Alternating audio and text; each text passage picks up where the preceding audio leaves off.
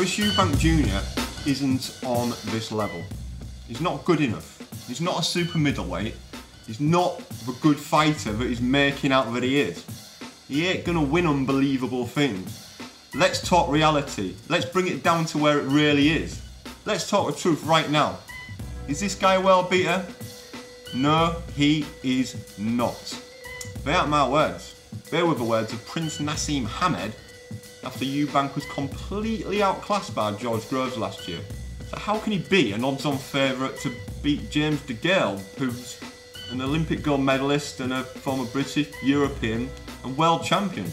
The odds to win this fight of Eubank is a 10 to 11 favourite, and it's just 2 to 1 to beat DeGale by stoppage, which seems pretty short considering DeGale's never been stopped before.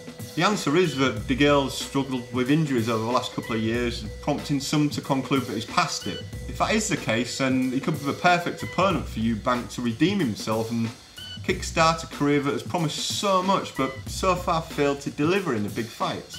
There's no doubt that Eubank's in fantastic condition, he always is. And his will and determination are not in question. But his failure to take advice, a lack of strategy, and his attention-seeking father who continues to undermine his son in interviews and press conferences have held him back for years. Eubank Sr. said at a press conference this week that he's not convinced his son will win, that he's petrified about the outcome, and suggested Junior struggles with his mental approach, while at the same time continuously bragging about how many times he'd won world title fights. Cheers, Dad. The Gales camp, meanwhile, vehemently insist that their fighter is fully fit and in the best shape of his career. Yes, of course, we're going to say that, and yes, we've heard it all before. But if they are telling the truth, DeGale should be a strong favourite. He has the form, he has the pedigree, and according to Eubank's main sparring partner for this fight, he has by far the superior skills. Dennis Douglin lived with Eubank while working as his main sparring partner in preparation for DeGale. And just this week he said, "I expect DeGale to win. Chris fell for the simple traps I set him, and James DeGale's much better and slicker than I am. If I can trick him, then DeGale will cause him big problems."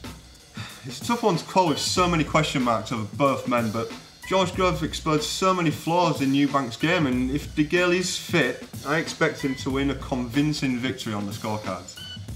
So my prediction is James DeGale to beat Chris Eubank Jr. on points, which is available at 15 to 8 with several firms. Don't forget to check out my full preview and tips for the undercard, which will be available at racingpost.com/sport at 8 PM on Friday. Enjoy the fight.